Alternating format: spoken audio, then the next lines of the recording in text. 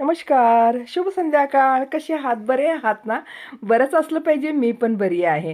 हे पहा, आता मी इथं आलेली आहे वरती, म्हणजे मुलीच्या घरी. आणि ही आहे नाथसृष्टी. आणि हिचा ना 10वीचा म्हणजे CBSEचा रिझल्ट लागला ना, तर तिचा रिझल्ट चांगला आलेला आहे म्हणून खुशीनं मी तिचा सन्मान करत आहे शॉल वगैरे घालून. कारण आपल्या लेकराचं कौतुक आपण करावंच लागतं ना. 78% आलेले आहेत. सगळ्यामध्ये तिनं चांगलेच मार्क घेतलेले आहे. तरी तिला म्हटलं आणखीन जर कष्ट घेतली असती तर अजून छान मार्क्स आले असते. पण मुलांना कसं नंतर कळतं सगळं. आणि 10वी आणि 12वी हे जे स्टेप असतात ना जीवनातले यशस्वी करण्यासाठी महत्त्वपूर्ण असतात. आणि ह्या वेळेस आपण जर चांगलं वेळेची नजाकत ओळखून आपण राहिलो तर यश आपल्या पायातच लोळत असतं म्हणतात. तर चांगल्या प्रकारे आता 10वी तिची झालेली आहे. कॉलेजमध्ये ॲडमिशन पण झालेलं आहे, चाललेली आहे. आणि हे पहा, मी आता निघालेली आहे. दुसऱ्या दिवशीचा हा व्हिडिओ आहे बँकेकडे. इतकं ऊन, काय सांगू तुम्हाला मी, इतकं ऊन लागत आहे. पण बँकेचं काम थोडं आवश्यक होतं करणं. कारण घरी बसलं तर मग कोणतेही कामं आपले होत नाही. दररोज असंच चाललेलं आहे. सध्या सुट्ट्या आहेत. मी ज्या नवीन शाळेमध्ये जॉईन झालेली आहे ना, पूर्वीची शाळा सोडून नवीन शाळेत जॉईन झालेली आहे. तर त्या शाळेमध्ये सध्या सुट्ट्या आहेत. मग घरातले कामं, काही बँकेचे कामं, हे पहा इथं IDBI बँकेमध्ये मी आता आलेली आहे. बँकेचं काम झालेलं आहे माझं आता. आता जाऊत घरी. आणि घरी गेल्यानंतर स्वयंपाक रेडीच होता. दुपारचं जेवण, काल मी जे शेवग्याच्या शेंगा तोडलेल्या होत्या आपल्या झाडाच्या, इतकं छान, इतकी टेस्टी भाजी झालेली आहे ना. सकाळी एकदा आम्ही जेवण केलेलंच आहे. तर मेनू आजचा असा होता. तर संध्याकाळी आता आलेली आहे मी जेवण वगैरे करून, रेस्ट करून गार्डनमध्ये. तर गार्डनमध्ये आल्यानंतर असं वाटतं की काय काय करावं, काय काय नाही. आणि वेळ पण झालेली असते. हे पहा, कसं वाळायला लागलेत ना झाडं, आपोआपच वाळायला लागलेत. इतकं आपण पाणी घालतो, इतकी निगा राखतो, तरी पण ज्याला वाळायचं असतं ना ते वाळतंच. आणि ज्याला यायचं असतं ते येतंच. किती आपण काळजी एकेका वस्तूची करतही नाही, एका झाडाची, तरी ती येतं. म्हणून तेवढं आपण लक्ष जेवढं द्यायचं तेवढं द्यायचं झाडाला, काळजी करायची. आणि हे पहा, बिनीसच्या शेंगा लागलेल्या आहेत.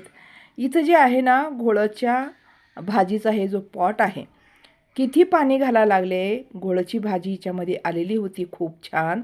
मला वाटलं हे सगळीकडे पसरेल आणि छानशी एखादी भाजी होईल. पण ते रोजच्या रोज पाहायला लागले वाळत चाललेलं आहे. म्हणून मी काय केले, ते तोडून घेतले तिचे आणि तेच आता दुसऱ्या पॉटमध्ये लावते. बघूत येत आहे का, आपण ट्राय करायचं. आपलं काम आहे ट्राय करायचं, मेहनत करायची आणि प्रयत्न करायचा. प्रयत्नांती फळ मिळतंच ना मग. तर बघूत दुसऱ्या पॉटमध्ये लावले पण आता हे. आणि आता बघा काय होतं इथे. ह्याच्यामध्ये ना गवत किती आलेलं आहे बघा. प्रत्येक पॉटमध्ये आपला हात खेळला पाहिजे. आपण गवत वगैरे असे आलेले थोडे थोडे काढलेच पाहिजे. ते पॉटमध्ये गवत नाही काढले ना, मग ते वाढून जातात आणि आपल्या दुसऱ्या चांगल्या झाडालासुद्धा ते येऊ देत नाहीत. आणि जे जाळीदार जे एक असतं ना, ते गवत, ते खूप डेंजर असतं बघा. ते मातीलाही खराब करतं आणि पुढे येणाऱ्या झाडालाही खराब करतं. ते सर्व मी काढून टाकले. आणि हे फुलाची झाडं पावसाळ्यामध्ये खूप वेगवेगळ्या रंगाची फुलं लागतात त्याला अशा. आता हे पिवळे लागलेलं आहे ना, त्याच्यामध्ये रेड असतं, हिरवं असतं. हे शेवंतीचं पांढरं शेवंती आहे, त्यालाही कळ्या यायला लागलेल्या आहेत. आणि हे पहा, हे जे आहे ना वांग्याचे झाड, ह्याला आता जमिनीवर लावावं असं मला वाटत आहे. जमिनीवर लावलं ना कोणतेही झाडं पॉटपेक्षा चांगल्या प्रकारे येतात. मग वांग्याचं झाड असं खूप मोठं पण होतं. हे पहा, फुलाचं म्हणजे शोचं. इथं मी लावलेलं आहे बीटरूट वगैरे, ते दाखवले होते मी त्या दिवशी तुम्हाला. इकडे आहे टमाटर आणि सगळं लाल माठाची बी टाकलेलं आहे. आता राहिलेलं आहे माझ्याकडे बिन्नीस लावलेली आहे. भेंडी लावायचं एक राहिलेलं आहे माझ्याकडे अजून. भेंडी लावलं ना, 4-5 जरी झाडं लावलं आपण तर खूप छान भेंडी येते. ते काम मला करायचं आहे.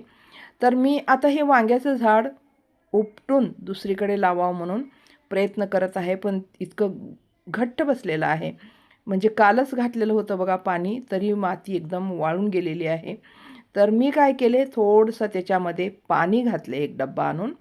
तर पाणी घातल्यामुळे काय माती सैल झाली आणि ते झाडं दोन्ही मग उपडले. कारण त्यांची मूळ जर गेले ना, जड नाही राहिले, तर मग ते येणारच नाही. म्हणून मुळासकट उपडणं महत्त्वाचं असतं.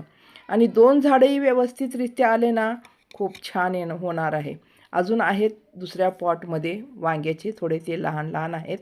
तर इथं फुलाचे झाडं लावलेले होते आणि मध्ये थोडीशी जागा आहे. आणि ही जी जागा आहे ना, ही जमीन खूप छान आहे. काळी माती आहे, भुसभुशीत रान आहे आणि इथं लावलं तर व्यवस्थितरित्या येईल असं समजून मी आता इथंच लावत आहे. आणि दुसरं म्हणजे काय ना, सूर्यप्रकाश येणं आवश्यक असतं झाडाला. आणि पेरूचं झाड आमच्याकडे खूप मोठं झालेलं आहे. इतके लहान लहान लहान पेरू लागलेले आहेत ना, पण पक्षी खाऊन टाकतात. आपल्याला तर अजून एकही मिळालं नाही. मिळालं असेल 1-2, 1-2, पण तेवढं नाही. मग माझा विचार चाललेला आहे की ते पेरूचं झाडे आपण आता तोडून काढावं, टाकावं आणि दुसरं लहान जे प्रजाती निघालेत ना आता, लहान लहान तसे लावावे झाडं. कारण आपली छोटीशी परसबाग आहे, हे गार्डन आहे छोटीशी. किचन गार्डन म्हटलं तरी चालतं. जेवढं आपल्याला म्हणजे किचनसाठी एका किचनला किती लागतं भाजीपाला, तेवढं आवश्यक असं मिळेल अशी जागा आहे. आणि हे जे आहे ना, हे पण घोळचीच भाजी आहे बघा, मोठी घोळ. तर हे लावलं तर येईल का? तुम्हीच सांगा मला. तर मला वाटते की येईल. तर त्या विचाराने मी इथं जमिनीवर थोडंसं हे टोबत आहे. म्हणजे हे लावलं ना, तर सगळीकडे पसरल, येईल आणि ह्याच्याने येईल. आता बी पण ह्याचं मिळत असेल, पण आता सध्या हे लावून बघूत. नाही आलं तर मग बी तर आहेच, ते लावता येईल. मग असा विचार करून मी हे 4-4, 5-5 एकाच ठिकाणी घेऊन अशी इथं मी लावलेले आहे. तर असं असतं ना, कोणत्याही भाजीपाल्याचे जे बीज असते ना, ते आणायचीच गरज लागत नाही आपल्याला, असं जर आपण उपयोग केलं काहीतरी. आणखीन काय कमी आहे गार्डनमध्ये माहिती आहे? धनिया, कोथिंबीर किती टाकलं तरी येईल ना, अजिबात येत नाही कोथिंबीर. काय आहे मातीमध्ये माहिती नाही, पण प्रयत्न करते मी. आता चांगली माती झालेली आहे. अजून अद्रक टाकायचं आहे, अद्रक लावायचं आहे. तर पहा असं मी हे लावून टाकलेली आहे. बघूत आता काय होतं आणि काय नाही. आपलं काम प्रयत्न करायचं आणि फळ येतंय नाही येतंय हे देवावर सोडून टाकायचं. आणि जसं वेळ मिळेल तसं करायचं. आपल्याला गार्डनमध्ये म्हणजे सारखंच करावं लागतं काम असं काहीच नाही. पहा आता झालेलं आहे आज माझं काम. इकडं पाणी पण दिलेली आहे. आजच्या व्हिडिओला मी इथंच थांबवते. भेटू आपण पुढच्या व्हिडिओत. धन्यवाद.